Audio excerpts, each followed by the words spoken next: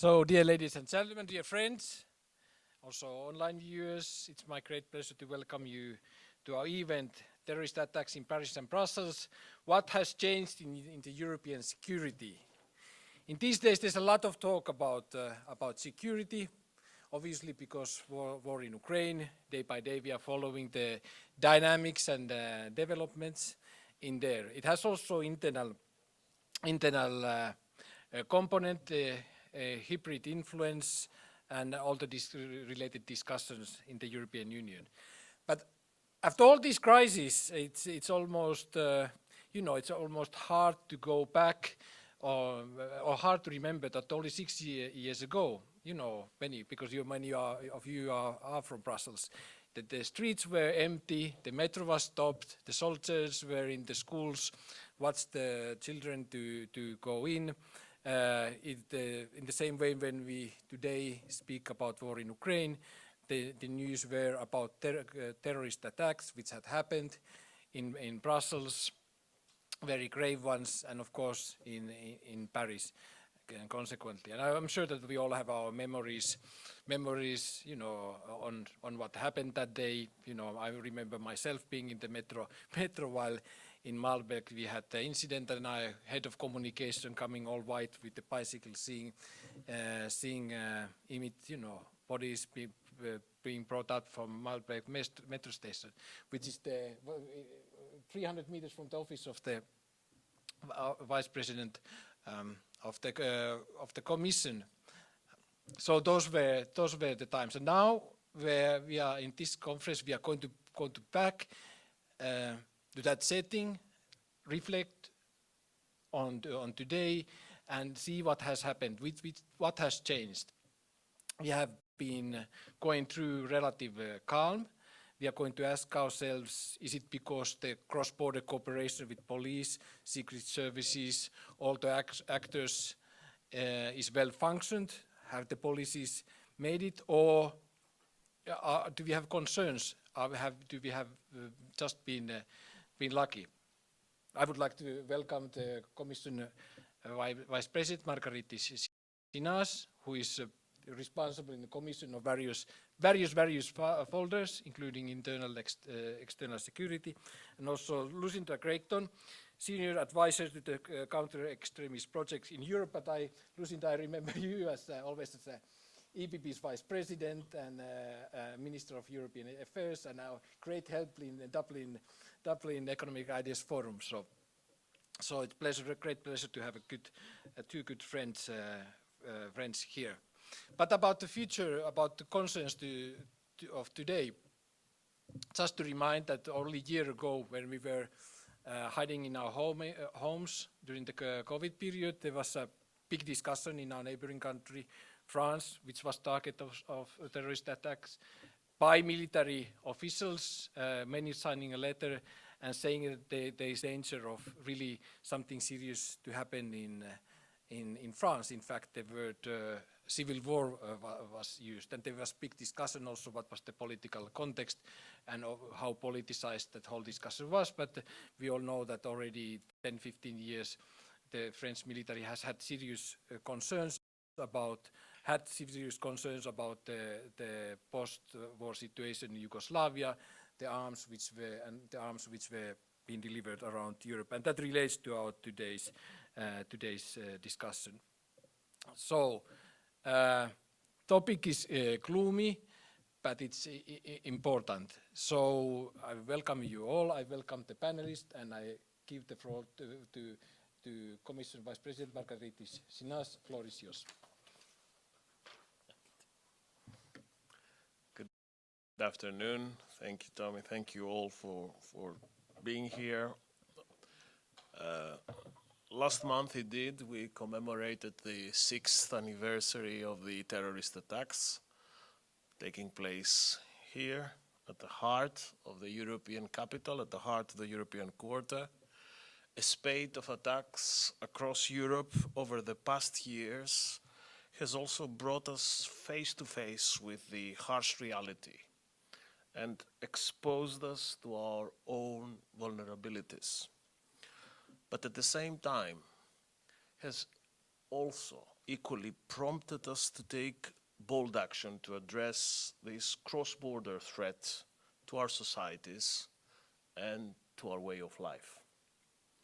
And we can collectively be proud as Europeans of the work that we have been accomplishing since to reduce our vulnerabilities significantly, and the all too numerous attacks on European soil that followed have galvanized our common defense, our shield of a Europe that protects, and a Europe that protects in conformity with the model of society that we stand for, and in full alignment with our values and principles. Over the last 2 decades, European cooperation on external and internal security, but more importantly on countering terrorism, has advanced in leaps and bounds. We now have extensive information sharing networks supported by increasingly interoperable EU databases, as well as meaningful, enhanced police and judicial cooperation. This helps us connect the dots across borders. We have also equipped ourselves with powerful tools to deny terrorists the means to act, such as in the areas of firearms, explosive precursors, terrorism financing, and criminalizing travel for terrorist purposes. Still, despite all this progress, increasingly complex cross-border and cross-sectorial security threats do remain, and many new ones have emerged, making closer cooperation on security at all levels even more essential. There was a time when in Europe security, internal security, homeland security was seen as something linear, as something simple. This is no longer the case. The threat picture continues to evolve and grow exponentially. And these threats require a comprehensive, coherent, and collective response at EU level. Yes, we managed to do well, but we must now redouble our efforts. We must overcome urgently this false dichotomy between online and offline security, bringing the respective security environments in line and equipping law enforcement and judicial authorities with the means to enforce the law in both spheres. This is one of our key concerns and probably the major work stream, a major chantier, as we would say in French, of this Commission. This is why we have put forward this new EU Security Union strategy. A key element of this new approach is that it engages the institutions, agencies, governments, the private sector, and individuals as a whole of society approach. And the implementation of this single roof EU Security Union strategy is gaining momentum. Already in these 2.5 last years, we brought forward new work on combating child sexual abuse, the fight against drugs and firearms trafficking, and the new counter-terrorism agenda. Today, Russia's invasion in Ukraine and the potential terrorist threats stemming from it also shed a new light in our counter-terrorism work. We have already seen criminal networks and individuals try to take advantage of the Russian invasion by for example, intensifying the trafficking of firearms or by attempting to traffic human beings fleeing the war. It is of utmost importance in these difficult moments that we remain vigilant to ensure the situation is not exploited by those seeking to terrorize and harm our society. And this is why the EU counter-terrorism agenda puts the focus on investing in the resilience of our societies with measures to better counter radicalization and to protect our public spaces from attacks through specific targeted measures. And in this landscape, I would see 4 main areas of work where we need to be particularly vigilant and where we need to structure our work in the years to come to advance at pace. First, we must be able to anticipate potential threats, leveraging strategic intelligence in close cooperation with member states. Sometimes this is not happening because there is still a gap of trust between national and European levels of policy making. But we need to be able to bridge this deficit of trust.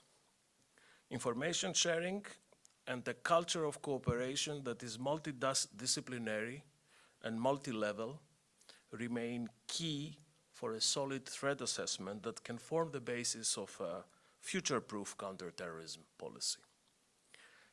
Europol's annual terrorism situation and trend report is a crucial tool to this end. Anticipation also entails working on largely unforeseen issues, such as the situation in Afghanistan, where we relatively quickly reacted to the unfolding situation by developing a protocol, setting out a common procedure for enhanced security checks on all persons related to the crisis of Afghanistan, and we have done exactly the same now for the war against Ukraine. Secondly, beyond anticipation, we need also to bolster our prevention work. We remain committed to tackling all forms of radical ideologies leading to violent extremism. Our Radicalization Awareness Network supports member states in preventing radicalization in communities, while we also focus on training and knowledge sharing around the rehabilitation of radical inmates and of foreign terrorist fighters. We are now working to launch the EU Knowledge Hub on the prevention of radicalization that will take over and expand the Radicalization Awareness Network activities. Beyond anticipation and prevention, thirdly, we need protection. We need a Europe that protects. We need to continue reducing our vulnerabilities, be it in public spaces or for the critical infrastructures that are essential for the functioning of our society and economy. We now have a key opportunity to advance on the adoption of the proposals for a critical entities resilience directive and the revision of the security of network and information systems, also known as NIS2. These legislative initiatives by this Commission will ensure that our critical infrastructures are protected in a seamless way at the same time, at the same level of protection, both online and offline. With this package of legislative proposals, in a way, we anticipated the incident of the colonial pipeline in the United States, which, as you would remember, started as an attack on a critical infrastructure and very quickly evolved into a ransomware with this combination of offline and online threat. This is precisely the type of situation that our legislative package is aiming to prevent. Finally, beyond anticipation, protection, and prevention, we also need to be able to respond to terrorist incidents. In the aftermath of the attacks in Paris and in Brussels, we set up a Counter-Terrorism Center at Europol, a center which works closely with national intelligence services and which stands ready to aid with counter-terrorism investigations at the request of our member states. Europol has recently managed to obtain a new reinforced mandate which will enable to keep supporting member states, importantly also in these new strategic areas like big data and cooperation with the private sector. Finally, in December last year, we proposed an EU police cooperation code to foster stronger operational coordination and information exchange. A necessary component of our strategy is, of course, to reinforce the international dimension of it. In the international sphere, counterterrorism cooperation with the Western Balkan countries continues, with all countries of the region committed to the joint action plan that is now firmly in place. Cooperation is ongoing, for instance, in relation to persons evacuated from Afghanistan, on firearms, on preventing radicalization, foreign terrorist fighters, illegal migration, or border management. Likewise, cooperation with our southern neighborhood countries also continues, and the negotiations between Europol and such third countries for information exchange are progressing well. Dear friends, allow me to conclude this short overview of our internal security policies by saying that I truly believe that the inclusive and rights-based foundations of our union are our strongest protection against any threat. This is the way to defend ourselves by standing for what we represent in today's world, by building inclusive societies where everyone can find their place, leaving nobody behind, making sure that we address this emerging threat landscape. It is only by acting in all these fronts that we're able to reduce the appeal of extremist narratives. At the same time, the European way of life is not optional, is not à la carte. So we must make sure and do all in our power to prevent all those that seek to undermine or undo it. As threats to our societies evolve, so does European security. What remains constant is our unwavering commitment to effectively respond to and eradicate the threat of terrorism. The Commission will help with working tirelessly to ensure that our societies can prosper free from fear, free from intimidation, and free from violence. Thank you.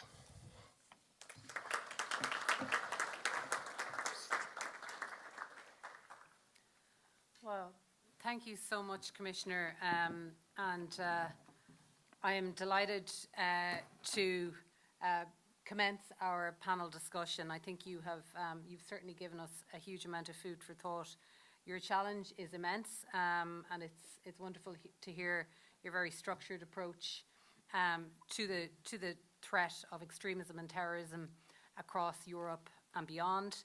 And we really do appreciate you taking the time and sharing your insights, your experience, and your plans with us today. On behalf of the Counter Extremism Project, we're probably not so familiar to most of you as the Martens Centre. So just a very brief introduction to CEP. I'm a senior advisor to the Counter Extremism Project, as Tommy mentioned. It's a US based NGO, but with a presence across Europe, advisory board members across Europe, and offices in Brussels, London and Berlin. And we are growing and working extremely hard to tackle the challenges associated with extremism and terrorism, the terrorist threat across Europe, the United States, and indeed far beyond. So we're really delighted to be cooperating with the Martens Centre and really appreciate the opportunity to finally have an in-person event. It's a tentative move, I guess. It probably will take time for people to get used to being back meeting in person, but we've certainly had enough of Zoom and Teams, so we're delighted to see you all here in person today. Now, I have a fairly daunting task because I have three fabulous experts on the panel today who I'm delighted to introduce to you. Their CVs are extensive, and if I were to share them in full with you, we probably would use up all of the time available. So I'll try to make it succinct, but yet communicate the level of experience, diversity, and expertise that we have on the panel. So firstly, to introduce on my left, Ian Lesser, who will be known to many of you. He's the Vice President at the German Marshall Fund of the United States and a member of the GMF's executive team. He serves as Executive Director of the Brussels office of GMF and leads work on the Mediterranean, Turkey, the wider Atlantic, and has also served as Interim President of GMF from September to December 21. Prior to joining GMF, Dr. Lesser was a public policy scholar with the Woodrow Wilson International Centre for Scholars. And amongst many other accolades, he was also a member of the Secretary's Policy Planning staff at the US Department of State, responsible for Turkey, Southern Europe, North Africa, and the multilateral track of the Middle East peace process. So a vast array of accolades and experience, and I'm really looking forward to discussing the challenge with you. Nicholas Novaki, to my left, PhD, is a senior research officer at the Wilfried Martens Centre for European Studies, where he specialises in the EU's foreign, security and defence policy. He's also the Assistant Editor-in-Chief of the European View, which will be familiar to many of you, the Martens Centre biannual policy journal, which I'm happy to plug. It's an excellent publication. He's also author of the book European Union Military Operations, A Collective Action Perspective, and has published numerous peer-reviewed academic articles on different aspects of EU defence cooperation and external relations.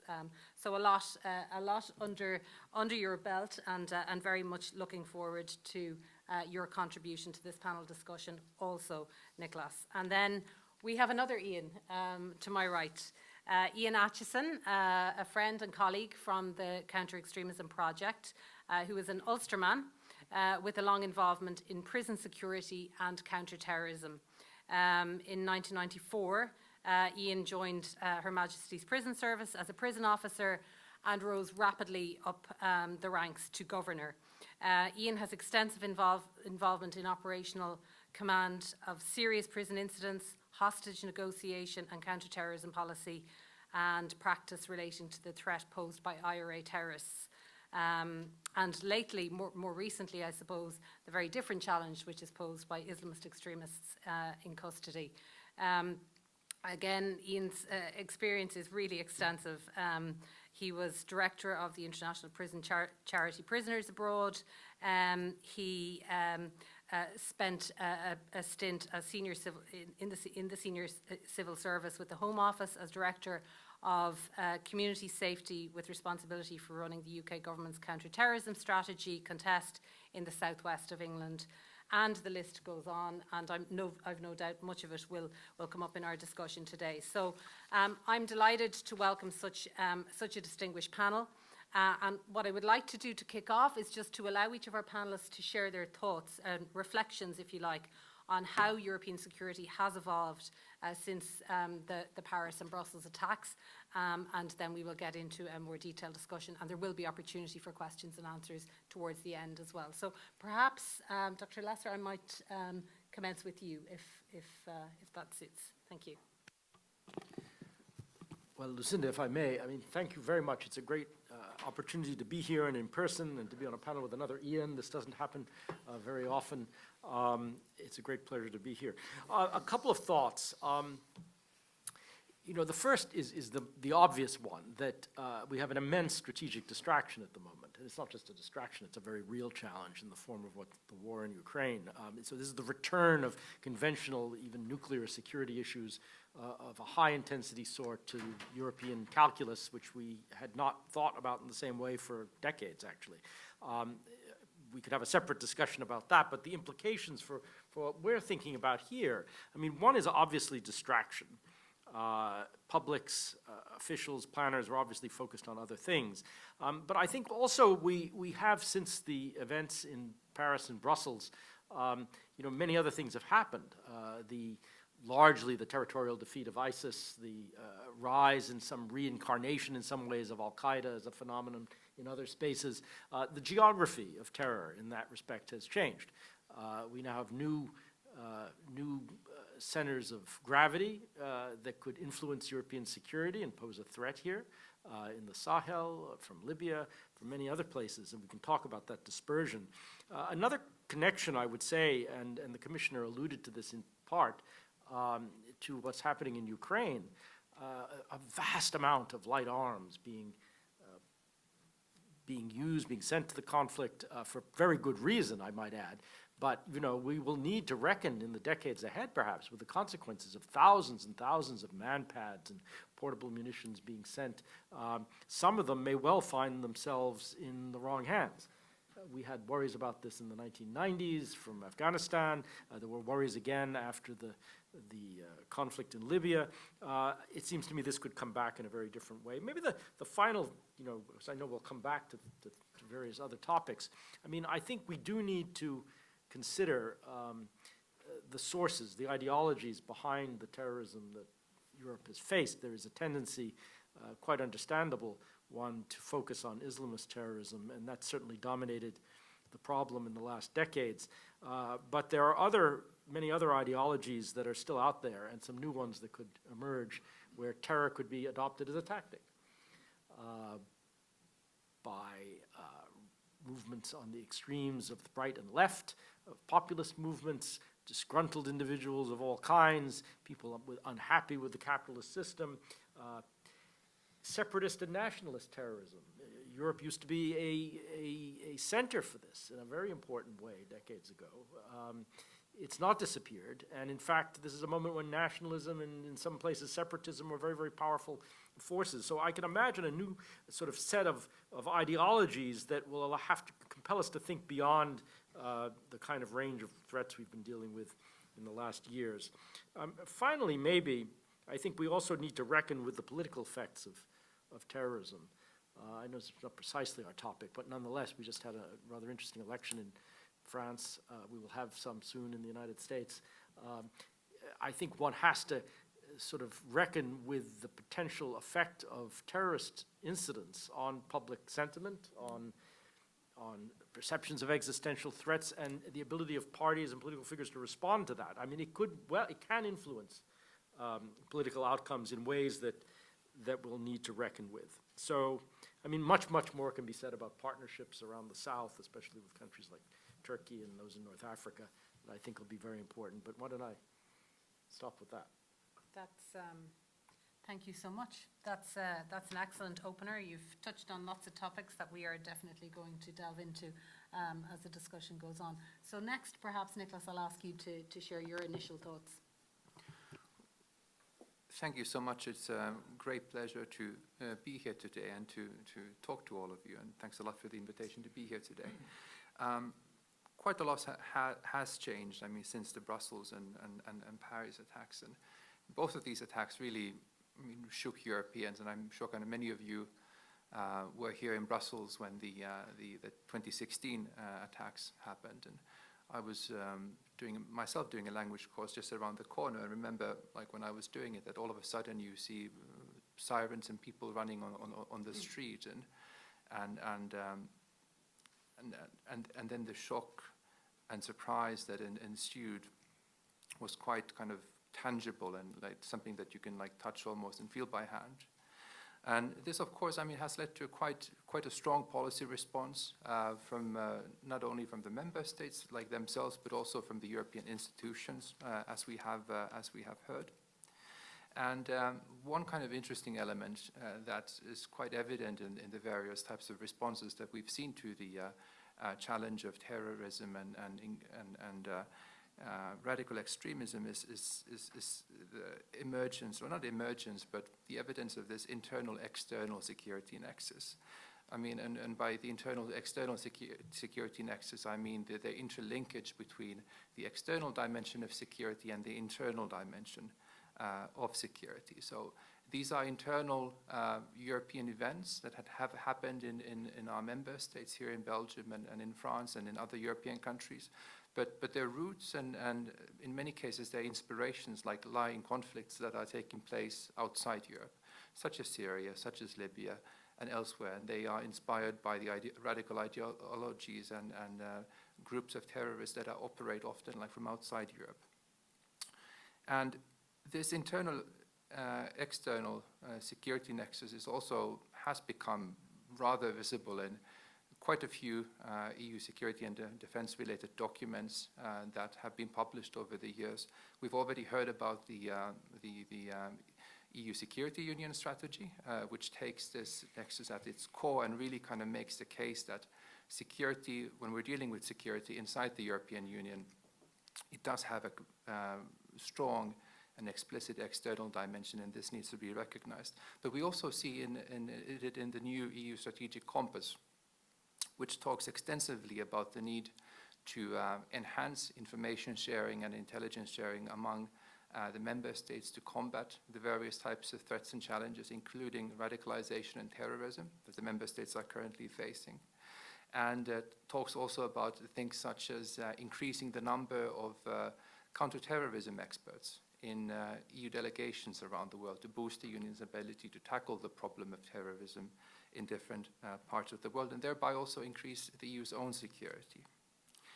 And so it's very clear that there's, on the one hand, a strong law enforcement element when we're talking about how to respond to challenges such as terrorism and radicalization, because it does require extensive information sharing and extensive intelligence sharing, especially here within Europe, in which we have freedom of movement, and freedom of movement is something that both ordinary citizens and as well as criminals and terrorists can take advantage of very, very easily.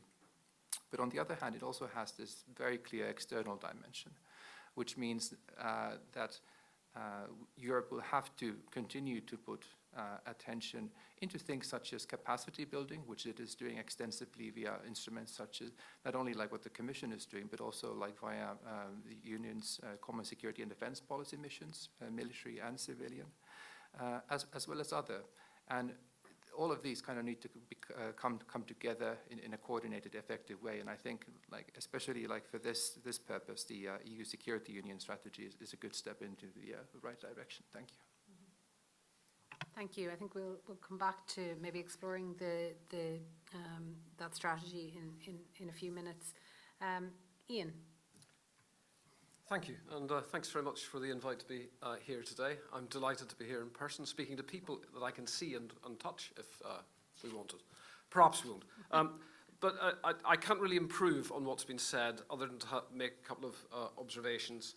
One of the things that struck me very powerfully when Mr. Shinnis was describing in that visceral sort of detail what it felt like to be involved in a terrorist incident. I come from Northern Ireland, and I have unfortunately that sort of experience as well, is that Bataclan and the Brussels attack set the scene for what we in the UK would have then called in 2017 our year of terror, where we suffered multiple attacks, plot-based attacks, explosive attacks, audacious attacks that really struck at the very heart of our democracy and our values. And the thing that Mr. Shinnis said that I just wanted to reflect was that European values, Enlightenment values, whatever you'd like to call them, are not negotiable. They're not a la carte. You can't pick and choose them. And I think one of the problems that we've had in the past, and this is a reflection of the UK, but I guess it extends to other states in Europe, is we've been behind the curve, there's been a sort of institutional timidity almost when it comes to a robust defence and articulation of those values, and an insistence that those values are protected and expressed. And of course, that's very hard to do when you're facing a terrorist insurgency that manifests itself in all sorts of different ways. And what we don't want to do is do the work of the terrorist for them by shutting down society as a response to their attacks, and effectively, closing society in the way that they would want. So I think that's really important, that going forward in the security union that's being discussed, and in the way the institutions here express themselves, that there must be an absolutely robust, unequivocal and unashamed defence of those values. And where they come into conflict with violent extremism, that obviously has to be patrolled very carefully. But we shouldn't resile from the task in hand.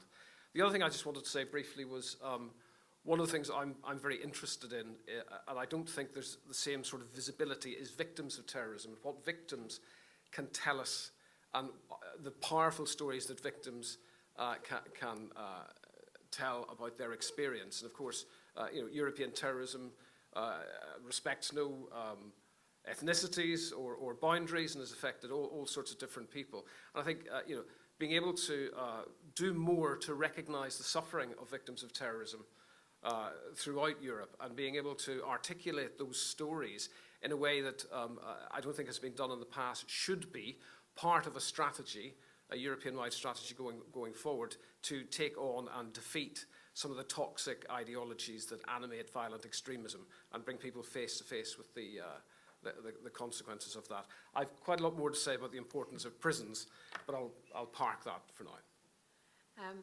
Great, thank you, Ian.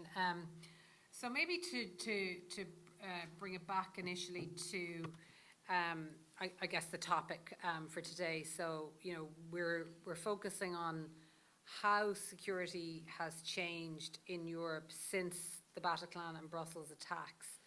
Has it improved? I think the Commissioner was very clear in saying that European security has advanced in leaps and bounds, I think was his term.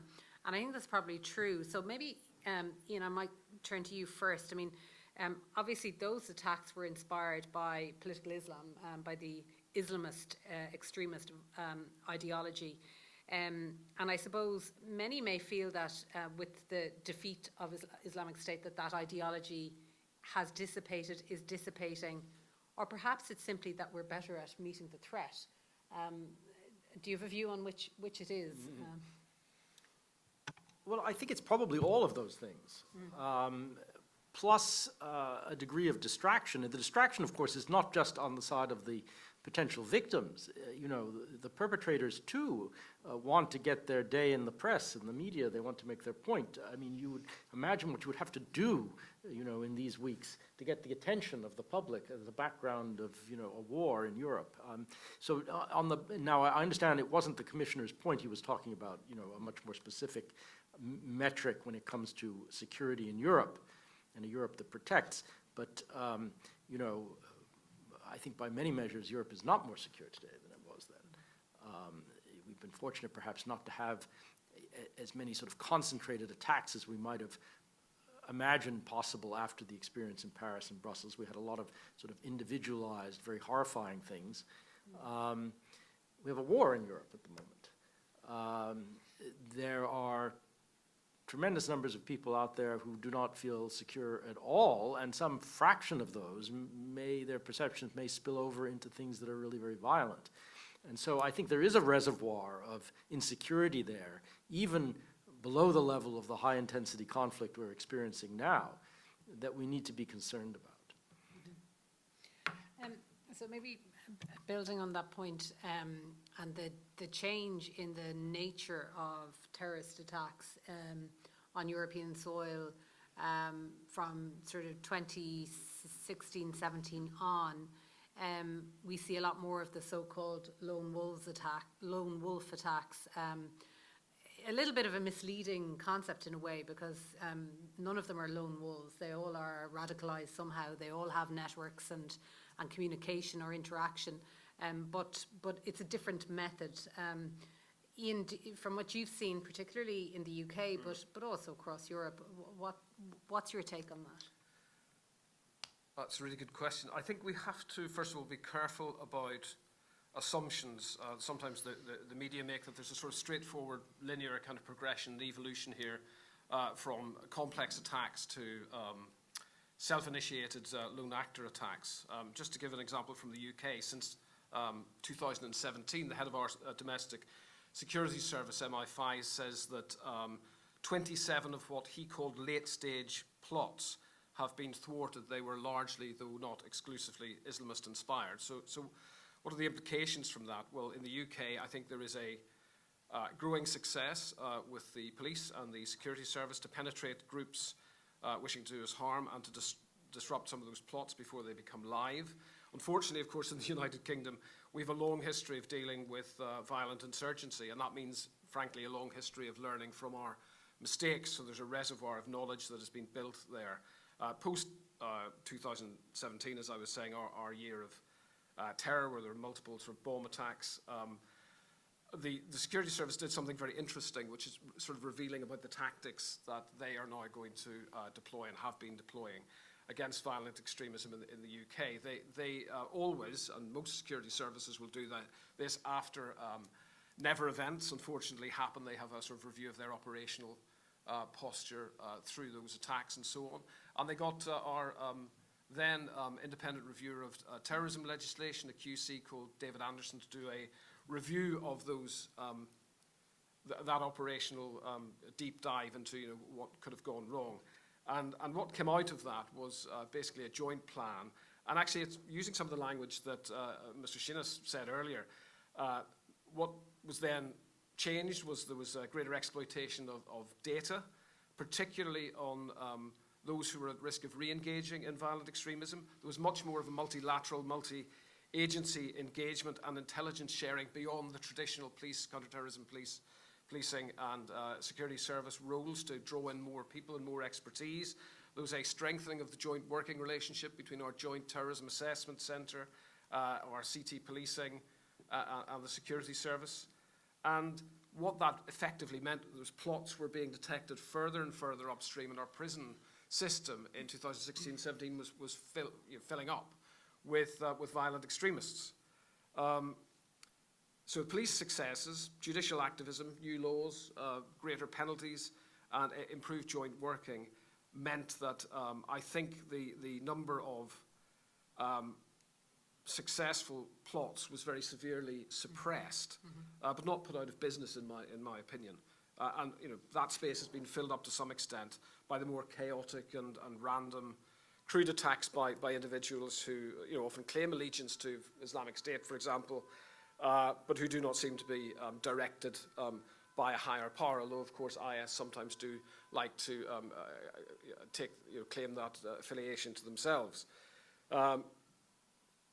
So the impact of COVID, I suppose, as well, we need to mention that marginalised people even more in isolated situations, spending more time online and so on. So that's had we may get into the detail of that, that's had a dramatic effect as well on the mobilisation of people already marginalised and isolated. Just a quick follow-up question, because I think it's relevant, though we don't want to get into it too much. How much do you think Brexit has disrupted the intelligence sharing between UK authorities and the rest of the EU and vice versa? It's difficult to say with any clarity at the minute, because I think some of that pipework is still being reconnected. I think at a strategic level, intelligence has and will always be shared. And of course, much as we have to learn from our European partners in the United Kingdom, we've also much to give in terms of the unfortunate experience I talked about. So I'd be quite optimistic that in relation to counter-terrorism efforts, because there are supranational organisations like Europol and Interpol and so on that we're still involved in, and some of the interoperability stuff will be worked out, I guess, with the Schengen information system and so on. I would still expect that there'd be a high level of cooperation at that sphere. Yeah. No, I agree. Thanks, Ian. So, Nicholas, if I could maybe ask you, I mean, Well, firstly, I suppose, do you share the view of Ian Lesser that Europe is not more secure now than was the case previously because of various circumstances, including the invasion of Ukraine? And then maybe secondly, again, just focusing back to the Paris and Brussels attacks in particular, I mean, those cells were operating cross-border. Is that as simple now, today, as it was in 2015, 2016, do you believe? Or are those systems tighter? I mean, to answer the first question, yes. I mean, I agree completely with what Ian Lesser said about Europe's security situation. If you simply have a look at like the situation around Europe's borders, I mean, yes, we have the war Russia's war against Ukraine in the east, but then let's not forget that there are still conflicts in Syria, there are still conflicts in Libya. There is turbulence in the Sahel and in sub-Saharan Africa, and like Russia has increased the presence of the Wagner group, for example, in various places in Africa, Mali, the Central African Republic. We have the security aspects of climate change that will be dramatic in the coming years, and which Europe is starting to work on and take more seriously. And then we also have things that we still don't quite know and understand, and such as the security implications of new technologies such as artificial intelligence and quantum computing, for example. I mean, yes, I mean, we've kind of experienced some of the first security-related phenomenon of things such as AI. Like I'm sure many of you have heard about these like deep fakes in the internet, like which will most likely be even a bigger challenge in the future. But across, I mean, the spectrum, I mean, the situation looks rather challenging for Europe at the moment. And then the second question, I mean, yes, it's quite a lot has happened indeed, kind of since I mean the terrorist attacks in 2016, 2015. I mean, we've discussed already. I mean, documents such as the EU Security Union strategy, the strategic compass as well, like which talks about information sharing. But it continues, of course, to be, I mean, easy to travel across national borders in Europe, and it's just, I mean, due to the way, I mean, that the European Union is constructed. We have freedom of movement, which is one of our kind of fundamental values, and like something that the European Union is protecting. But the good thing is that, I mean, we've seen kind of an increase in different types of like coordination mechanisms, different types of information sharing, boosting the EU's own kind of anti-terrorism capabilities, which are steps into the right direction. But of course, kind of like these need to be improved and strengthened going forward to kind of make sure that Europe keeps up with the challenge of terrorism, because in many ways, I think, I mean, the challenge of terrorism is a bit like the challenge of trying to tackle hackers, because, I mean, you improve your security apparatus and your security systems online in some way, but often, I mean, hackers, I mean, then they will find another way of exploiting kind of new technologies, or they adapt to new technologies, I mean, quicker than institutions and organization might be able. And terrorism is in some ways a similar phenomenon, that it follows the same weakest link logic, that they, if you tighten the screw in certain areas, they will find other areas to exploit, unfortunately. And various people have called for kind of different types of solutions. I mean, there have been calls, for example, for a European level version of FBI, which hasn't yet materialized, but perhaps, I mean, will happen at some point. So European level federal law enforcement organization that could operate across borders, such as in the United States. But I think kind of one key thing, whatever happens in the future, is to ensure that whenever there is, if there is an attack, that there is an absolutely kind of seamless solidarity provision among the member states, and also solidarity provision from the institutions to the member states. And solidarity provision needs to be, of course, both symbolic in the form of words and deeds. That is highly significant to the population of the attacked state, to show them that they are not alone. And secondly, also concrete in the form of practical assistance, hospitals, like law enforcement help, intelligence sharing help, etc., like whatever might be needed in the aftermath of an attack. And I think if we talk about, when we talk about solidarity provision, like one positive thing that has come out from the COVID-19 pandemic is that various types of solidarity provision mechanisms at the European level have been strengthened like quite a bit in the event of a crisis, which of course like in the short term have been focused on the pandemic situation. But these, such as the strengthened RESC-EU medical stockpiles that stockpile medical equipment, and other critical equipment that might be needed if there is an emergency in an EU member state, or a forest fire perhaps. I mean, these will also kind of benefit EU countries if there is a further terrorist attack. Of course. I suppose the cynic in me would ask, you know, does it always have to be in the face of a crisis that we move towards deeper and greater solidarity, you know? Ideally, in an ideal world, no. But I mean, it's just often like repeated mantra that like European cooperation, especially, I mean, tends to advance like when there is a crisis.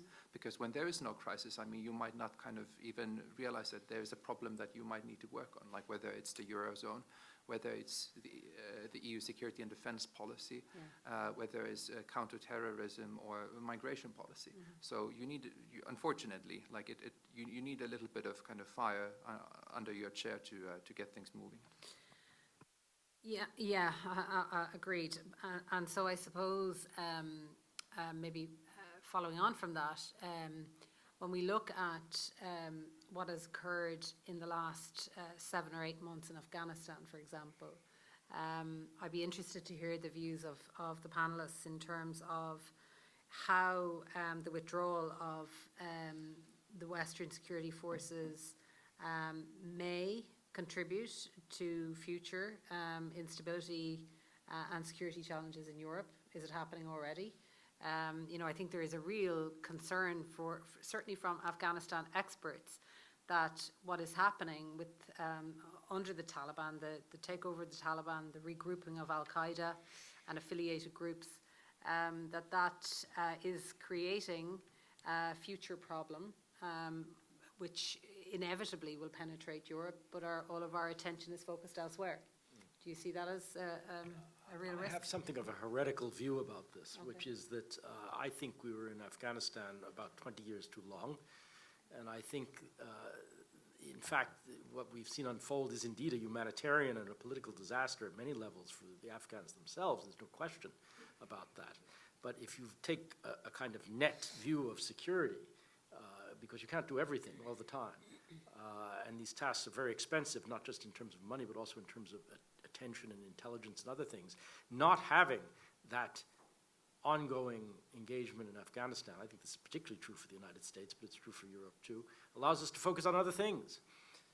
And in truth, even before the withdrawal from Afghanistan, the Islamist terrorism problem had dispersed to other locales, in the Sahel, in many other places, in the Arabian Peninsula, many places. So I think in net terms, I don't think we're worse off in that sense. I realize this is a somewhat heretical view, but anyway. Well, I mean, I think it's probably a view that's shared by many, especially in the US. I suppose the question remains, though, the manner in which and the speed at which the withdrawal occurred, and the fact that we know that Al-Qaeda is regrouping. Is that something that the Western world, the EU, and allies need to focus on? And what should be the approach? I mean, I do think we need to focus on that. I mean, you're quite right, and you're quite right the way you characterize the withdrawal itself. But a long-term, large-scale military presence in the country probably wasn't going to solve that problem. My view. I'd just say something even more heretical. I mean, it was a moral and strategic catastrophe. We were routed in Afghanistan, and there's no way to gild that piece of ordure at all, in my opinion. But what we will have to do in the future is we will have to work with the Taliban to contain the threat of a resurgent caliphate. As odious as that sounds, that's where we'll have to be if we want to actually deal with the problem. And I'm not sure how you get over the ethics and morality of that, but the realpolitik will demand some form of cooperation. Perhaps it's already happening. Yeah, no, I can only kind of echo what Ian already said, that, I mean, it is, like, at the moment, kind of first and foremost, a moral challenge, like, for Europe and the West, like, given, like, the type of actor that the Taliban is, that direct engagement, like, with it is unpleasant and challenging. But I think kind of so far what we've seen is that the European Union has tried to engage with the Taliban on the ground in Afghanistan without formally, like, recognizing the new government, which is kind of a tight balancing act. But I think kind of in the long term, I mean, who knows? I mean, there is, of course, a challenge that under the Taliban, Afghanistan could again kind of become some sort of base of operations for, like, extremists and terrorists, or perhaps, I mean, the caliphate could re-emerge there in some shape or form. But I think the situation now is a little bit different compared to the last time the Taliban was in power, because back then, I mean, the internet and connectivity, for example, were at completely different stages of development, I mean, than they are at the moment. So there's kind of less of a physical need for, like, various types of terror groups to kind of have a physical base in Afghanistan today to operate, like, within Europe and elsewhere if they want to do that. I mean, nowadays, I mean, you can plan your attacks virtually kind of from anywhere, unfortunately. And I think, like, the main challenge or the main threat that the Afghanistan crisis or the takeover of Taliban in Afghanistan poses for Europe and the West is more of a symbolic one, because I think the Taliban takeover of Afghanistan is an extremely powerful symbolic inspiration for various types of extremists and potential terrorists. It shows that, I mean, the West can be, in the long term, kind of worn out in a way, like in a conflict such as this one. If you have a segment of population that is driven, inspired, and willing to take up arms, and extremists, Islamic extremists can use the example to kind of rally their cause and, like, inspire potential terrorists in Europe and elsewhere, I think. And that, of course, very significantly is enhanced by, you know, the various online platforms, social media platforms, messaging services and others where this is happening all the time. A question perhaps to all or any of you in relation to the Western Balkans as a source for the radicalization and inculcation to some extent of some terrorist cells. Do you see that as an escalating challenge for Europe, or is it something that is just a part of the broader patchwork, if you like? I don't really kind of have specific kind of geographical knowledge, like sufficient geographical knowledge of the situation in the Western Balkans to kind of be able to kind of give a really detailed answer on this. But the good thing is that, I mean, Europe has a record of being present, like, in the region for quite some time. Many of the countries are also like candidate countries for EU membership. So you have on the one hand kind of years of, for example, experience that the EU has gained through both military and civilian, like CSDP operations, like on the ground, and the EU has contributed to capacity building on the ground there. And then on the other hand, you have this extremely powerful political carrot of membership that you can use to kind of then promote reform, capacity building in these countries as well, and encourage kind of local authorities to take these sort of challenges very seriously, I mean, if there is a need indeed. Yeah, I mean, I suppose the obvious follow-on question from that is, well, the carrot of EU membership has been a very, very protracted and slow process for many of those member states. Yeah, I mean, if I might say, I mean, I think it's not that we should dismiss the risks in the Western Balkans, but I would be more worried about nationalist violence in the Balkans and its resurgence and its spillover than about this particular sort of about Islamist radicalization in the Western Balkans. But it also does put a spotlight on the nature of European cooperation with countries like Turkey that obviously are very engaged there and much closer to those communities than we may be. And that's not easy to manage either. Another subject. So what do you suggest? Another subject.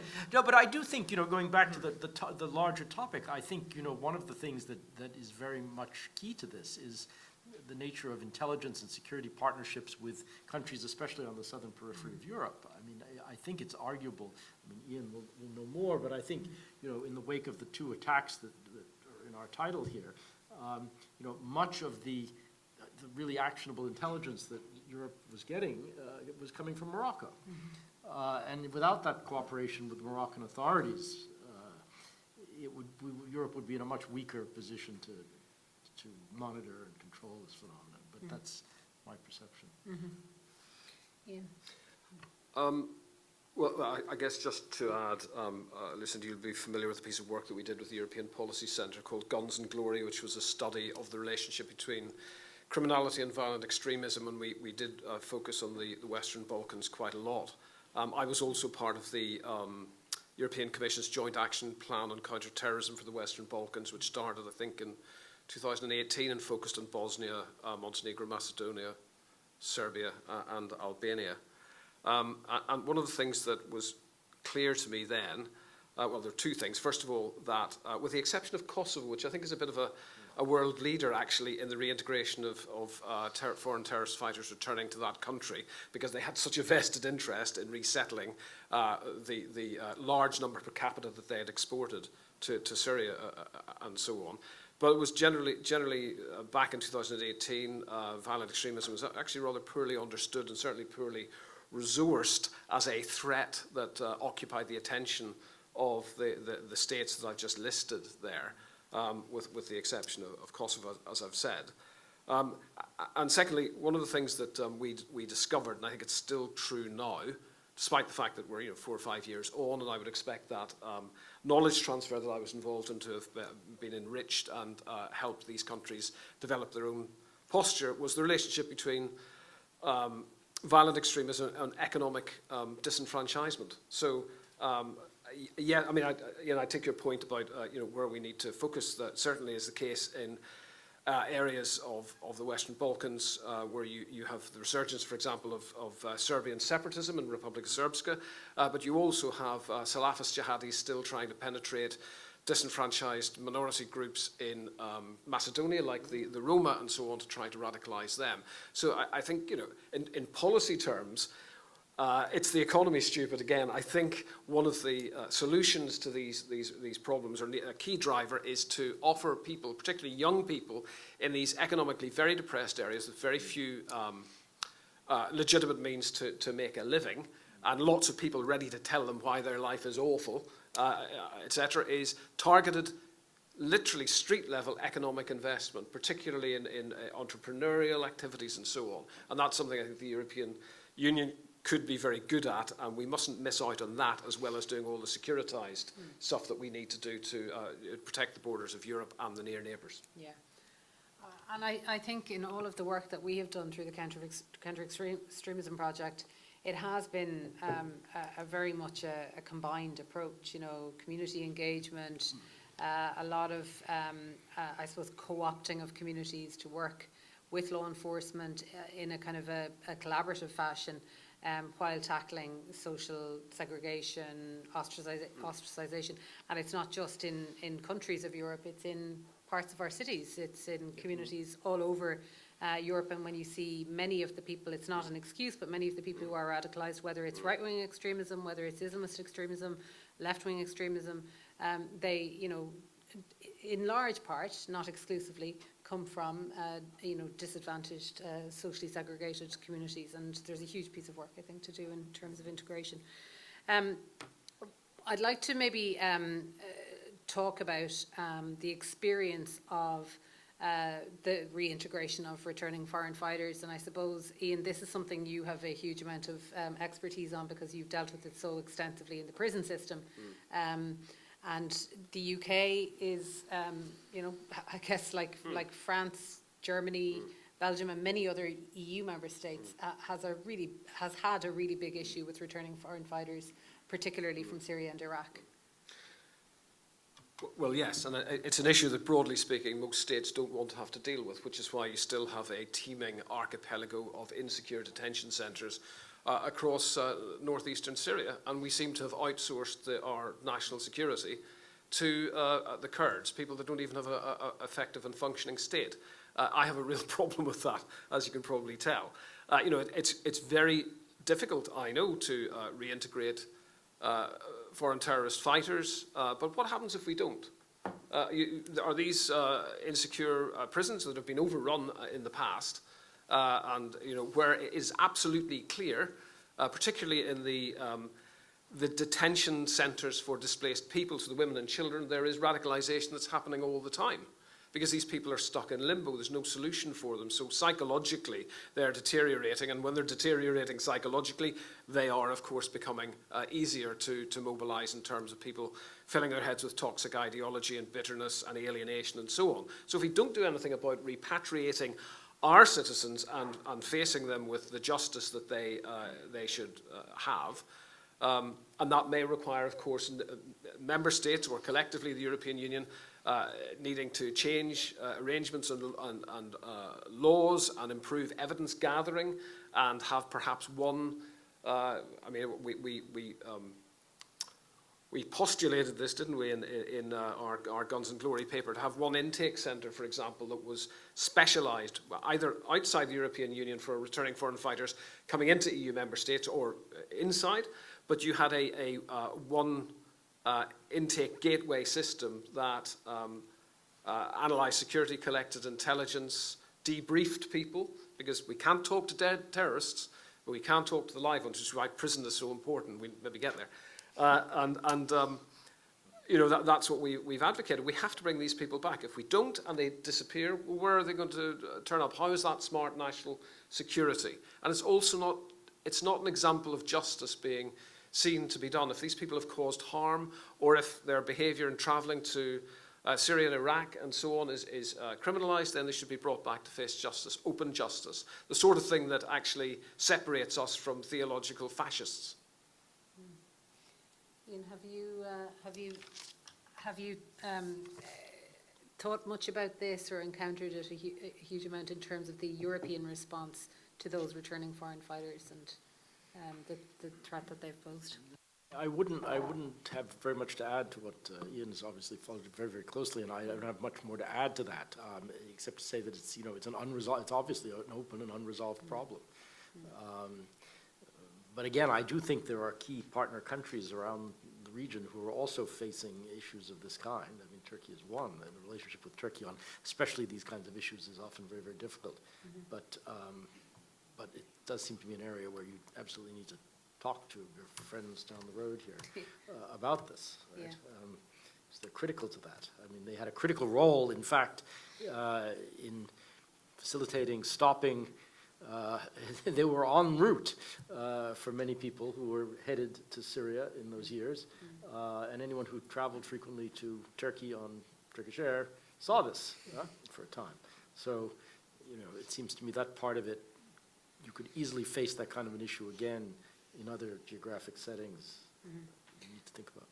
Yeah, I mean, I certainly think that there are lessons to be learned in the context of Ukraine. We have literally thousands of European citizens and others from you know, allied countries who have been travelling, you know, largely upon invitation to Ukraine in the past 8 weeks or so.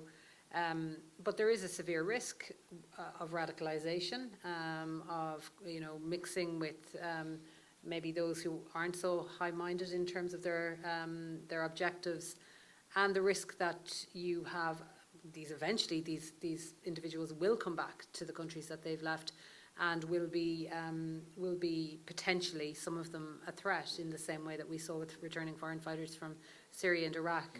And I think an interesting question will be whether that is identified at an early stage by both member state and EU authorities, whether they actually identify this risk and anticipate it, as did not happen when it comes to the caliphate. But there's even an additional issue, related point about the use of proxies in the future. And some of the, it's mercenary groups, but it's also political proxies and what form that might take, and what is likely to be a very long-term, very difficult sort of confrontation with Russia, even if the situation in Ukraine stabilizes. This phenomenon of proxies in different areas and how they're employed and what happens at the margins of those movements could well influence what we're talking about. Exactly. Nicholas, have you thought much about this as a phenomenon? Well, I mean, I've seen that. I mean, there have indeed kind of been thousands of like Europeans, I mean, and also Americans, I mean, like who have like gone to Ukraine to volunteer and like serve in the Ukrainian like Foreign Legion. And I think kind of some European countries have also kind of cautiously, softly kind of given their blessing or like very kind of mildly like even encouraged their citizens to go and like join the war in Ukraine. But I mean, it depends, like the question of like reintegration, of course, kind of depends on the profile of the people. And I don't think like we probably like know enough yet on kind of what sort of, I mean, people exactly, I mean, are volunteering and going. I mean, on the one hand, I mean, you will of course kind of have the kind of psychological integration challenge. I mean, assuming that, I mean, quite a few of these people will probably have experienced very dramatic like things, witnessed very dramatic kind of things that soldiers in most kind of war fields like would witness. So there's that element. But then there's the element that I would assume that, I mean, at least kind of some of these people, I mean, have come from some sort of kind of prior kind of right-wing or extremist background, or they have kind of sympathies like towards groups that have extremist or right-wing leanings. And then when you kind of mix the experiences that they might kind of gain in Ukraine kind of with that background, then of course, I mean, it can kind of create certain types of security challenges. And I think then European countries and the EU are going to also kind of have to devise, I think, effective mechanisms in making sure that kind of social integration like works when these kind of people come back, especially if they've been kind of softly like encouraged to go. But then also, if there are kind of people with prior kind of criminal or known extremist backgrounds, then kind of share information and make sure that, I mean, like that is known. Yeah. Thanks. I'd like to go back to a point that you made in your opening remarks, Ian, about the risk and the threat of new ideologies, which I think is really interesting. Obviously, post-2015, 2016, there was a huge focus on Islamist ideology. There is a constant focus on right-wing extremist ideology, huge amount of academic research ongoing into that. What are the other emerging ideologies that pose a risk or that we should be thinking about? Well, there are two pieces to this. One is, the resurgence of things that we had long forgotten about, which I think can come back. I mean, the nationalism, the separatism. I mean, after all, Europe was a focus of operations for many groups around these issues, even if they weren't centered on Europe. Palestinian terrorism was, for a period, largely conducted in Europe. So there's a long experience in Europe of that kind of thing. Is it gone? Maybe not. Then there are new things. Yeah, I mean, some of them happen, some of them don't. I mean, you may remember there was a worry about millenarian terrorism some time ago, right? Not much happened with that. But, all sorts of movements inspired by conspiracy theories, by cults, if you look at, groups as strange as Aum Shinrikyo or others like that, I mean, we may not take these seriously as ideologies, but they're capable of doing very violent things. The United States also produces quite a lot of this. But I suppose the biggest reservoir is probably on the extreme right and maybe on the extreme left, when you think of sort of populist, anti-globalization, anti-elite, targeting of what are perceived as elite institutions and plans and people. You know, it is a powerful force in politics on both sides of the Atlantic now. I think we would be naive to think that some small fraction of that doesn't spill over into something more violent. And that's what I would keep my eye on. Yeah, and I think, and Ian, you mentioned earlier, you alluded to, you know, the fact that more and more people through the COVID pandemic were isolated online, and so these conspiracy theories had a really perfect opportunity to flourish. Have you seen a lot of that in your research? Yes, I mean, it's quite clear that the isolation of COVID has, intensified the messages that are being spread and the misinformation, disinformation that's being spread, and there's less space for affected individuals to be able to have that countered because they weren't encountering people. I think it is possible to over-egg the pudding a bit here. Just one observation I would make on something that Ian mentioned earlier was that we shouldn't discount the possibility, especially when we've got disparate groups of anti-elitist organisations, Antifa, for example, and others across the political spectrum, that they would in some way work together potentially, because they all have an interest in chaos from their own ideological perspective, whether it's extreme right, to bring down the elite, or actually, and that mirrors what the extreme left want to do as well, to reorder society, to have some great sort of conflagration. I think at both ends of the extremes currently, I would say that the intelligence and security services have a fairly good lid on those people. It's quite easy, relatively speaking, culturally as well in the West, to penetrate extreme right-wing organizations. They don't tend to be as well ordered or organized as their Islamist images. Yeah, I think just maybe an added point on that. I mean, we're beginning to see from the research that's been carried out in Ukraine that we are actually seeing evidence of the far left and far right cooperating in Ukraine in an anti-Russian fashion. So that's just an interesting. It's early days, but there is some evidence of that emerging. I would like to. We're rapidly running out of time. We have a lot of. We've covered a lot of ground, and I want to give opportunity to participants here to pose questions or briefly share comments if you would like to, and maybe please tell us where you're coming from, your name, and so on. And we'd love to know. So perhaps this gentleman, and then Tommy, please. My name is Miguel Diaz. I'm currently retired, but I used to be a senior staffer with the House Intelligence Committee. And when we look back at 9/11, we also recognized that there was a problem with the stovepiping of information across state, municipal, federal agencies.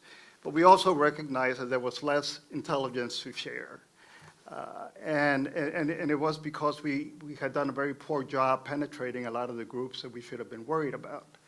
To the credit of the George W. Bush administration, a lot of money was spent on FBI intelligence, DHS intelligence. And for what it's worth, we maybe have been lucky over the last 20 years or so in that we've suffered very few terrorist attacks in the US. In the case of Europe, I understand there's more reticence about privacy concerns and so forth, but intelligence involves challenging or penetrating some or dealing with some of those privacy concerns. So my question to you is, how good a job have the Europeans done in raising their intelligence capability, in raising the volume of intelligence, in penetrating groups, and investing in human beings who actually do that kind of dirty work that needs to be done? I could actually come because it's basically, my question would be echoing that, so, with the danger of lowering the sophistication of discussion, I would go a step back and put it in a very simple way, because our title of our conference is Terrorist Attacks in Paris and Brussels. What has changed in the European security ? In fact, it's exactly that. There has not been attacks. Jan Acheson was mentioning different, policies and strategies which were used. And of course, if you remember 6 years ago, what was the political discussion? The political discussion was that this is now going to be our new normality. There are going to be, stuff blowing up every, 6 months, and we are going to have this problem because with very low maintenance, you can have a quite effective attack. And lo and behold, since those grave attacks, nothing has happened. So my question would be, for the panel, what is your impression? Is it, normally when you make politics, you have a high ambitions and things go south and don't work and you cannot try to wrap it up. But in this case, it really shows that the policies and that, tactics are working, or are we just lucky, as was said? No, really. I mean, I think it is a mix. And you had asked the question in a different way earlier. I mean, I think it is all of those things. And I wouldn't discount a little bit of the luck, if you want to put it that way. But I do think, going back, Miguel, to your question, I mean, after all, September 11th, the plot was hatched in Hamburg. And so this is, we shouldn't think about this as just a European or an American problem, or indeed one in Asia. I mean, they are clearly transnational, and the sharing of intelligence is obviously critical. I mean, just impressionistically, and there are others on the panel that know more in detail, I do think our intelligence collection around this has gotten better. We were very focused on it for understandable reasons. It was viewed as, if not existential, at least politically existential for a number of years. And that concentrates minds in government, and it probably does make a difference. I think speaking from the perspective of what I know at least about the United Kingdom, I think there has been a distinct improvement in the culture of intelligence, if that's a phrase I can use. By that, what I mean is that we've moved away from that traditional hermetically sealed need to know information shared very sparingly and hoarded into a much more a diverse set of players who are receiving but also transmitting intelligence into the centre. So our threat picture, I think, is probably as good as it's ever been, and I suspect that'll be replicated across Europe. To use Ian's point, I think we have been lucky as well, and we will continue to be lucky. I mean, there was a chilling statement that the IRA used to use, I don't know, in respect if you've heard it, of their terrorist attacks, very famously after they tried to assassinate Margaret Thatcher, saying you have to be lucky all the time, we only have to be lucky once. And I think that's one thing that I would say in relation to that, is why it is worth focusing time and money on individuals who are capable themselves of creating catastrophic events out of all proportion to their numbers. And there is an argument to say, well, there is an acceptable level of terrorism, to go back to your point. There's collateral damage from terrorism in a free society, and that's it. And I think that's a counsel of despair, frankly. I think we can still do a lot better than we are doing. And I think one of the ways that we do better is that we extend this culture of intelligence to include many more people. What I want to see in terms of threat management and assessment in the United Kingdom, which we are not particularly good at, is the involvement of imams in relation to Islamist extremism, is the involvement of communities, because we still have a securitized response to the reintegration of terrorist offenders, which is part of the reason they don't do very well when they go out, is the involvement of psychiatrists, not simply the usual players tightly organized around information they don't want to share. I think that's dead and buried, frankly. I think, I mean, my perception, and from my work in this sphere, I believe that intelligence capabilities are better, and certainly the cross-border sharing of intelligence within the EU has improved in the last 6 or 7 years. I think that's undoubtedly the case, and I think it has helped to intercept potential attacks, and we've seen evidence of that from different member states. I think a key character or player in all of this is the EU's CTC, the Counter-Terrorism Coordinator, Ilka Salme, who took up office, another Finn, last autumn. succeeding Gilles de Kerchove. I think that's a really important role because obviously, the EU has limited competence here. So it really requires the member states to up their game and to agree to cooperate. And I think the CTC's role is really important in that. I think we have a CTC with great credibility.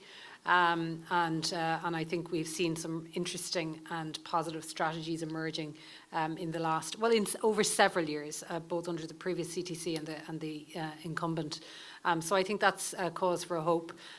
We were really involved with the European Parliament's Terror Committee, which was really the group of parliamentarians tasked with, investigating the terrorist attacks on European soil after 2016. And they made some very useful and constructive recommendations. Some of them have made their way into the Security Union strategy and some have not, particularly around intelligence sharing and intelligence gathering. So there's still a lot of work to be done, in my opinion. So, do you want to say?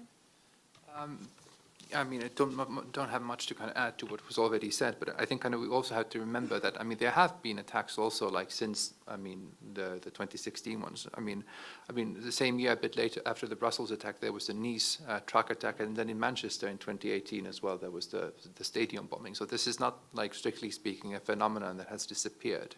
I mean, we've had an interval now, but I mean, it's still here. I mean, we just haven't had kind of a major casualty like incident such as the one like now in a couple of years. But I mean, I think, I mean, like we've already discussed, I mean, the EU has certainly, I think, upped its capabilities and capacities in this area, and you can just kind of glimpse, I mean, if you have a chance, the EU Security Union strategy and also the new strategic compass. I mean, it gives you quite a good idea of that the challenge of terrorism is already kind of taken very seriously, and the EU has done a lot in this area. But I mean, it's planning to do kind of more, and even like one of the things that was added to the final strategic compass in the final after the first version came out was indeed a stronger language on terrorism as well, because some member states felt that like it needed to be like boosted. But there are kind of things that like the EU can do better, like can also do to kind of improve not only the prevention of terrorist attacks, but also its response to terror attacks. And one of these is further operationalization of instruments such as Article 222 of the Treaty on the Functioning of the European Union, the so-called Solidarity Clause, which was designed specifically for terror attacks and like other man-made disasters, but has never been used. Partly because it's very it's very legally heavy. I mean, it's very institutional heavy, and there are kind of specific guidelines for Article 222, in which it is said that it can only be used if a member state that has come subject to an attack if the response capacities of this member state have been overwhelmed. Now, in a crisis situation or in the situation of an attack, it's very difficult for any member state to admit that its national response capacities kind of have been overwhelmed, because it sends a completely like wrong message. So I think kind of these sorts of things kind of should be ironed out. They should have already been ironed out, in my opinion, because these are very useful and useful tools to have, especially for smaller member states if they suffer an attack, because it brings the kind of full like might of the EU institutions as well to help in the response effort. Thank you. Agree. Any final questions? Oh, okay. We have one last. I'm going to give you the very final question, so thank you. Thank you very much. My name is Georges d'Allemagne. I'm a Belgian MP, and I was involved in the commission on the committee on inquiry on the terrorist attack here in Brussels, and I do share the view of that intelligence sharing has improved, yes, quite a lot, but there's still a lot that could be done. You mentioned the fact that there is limited competence from at the European level. Are there thinking about improving, enlarging this competence? Because I heard the commissioner saying that there is data sharing, but I think still it's on a base to base, it's on a bilateral basis, and I still see bottlenecks because I still follow this issue at the Belgian level. So what are now the consideration about Euro intelligence network. We still see that our intelligence level is still very low. When you see the Ukrainian crisis, we depend on the British intelligence, we depend on the US intelligence. We have very little capacity in terms of European intelligence. This is really an issue for the future. And the second point of attention, there might have been less also terrorist attack because the strategy of radical groups has changed also. At least we have seen that in Belgium, some violent extremists have taken into consideration that it was counterproductive, and now the Muslim Brothers are more present, and it's more complex to attack this issue because it's not violent, but it's still extremism, and their goal is the same, to impose Sharia and to weaken the democracy. And in this field, I also feel that Europe is still a bit naive on this. I see that there are at least suspicion, but maybe a bit more, that the Commission is still funding some groups which are linked with Muslim Brothers. So is there also thinking about that new evolution about that at the European level? Thank you. Really interesting questions. Thank you. I'm going to allow our panelists to respond, and also if you have any final points that you'd like to wrap up on, please feel free. I'll be quick.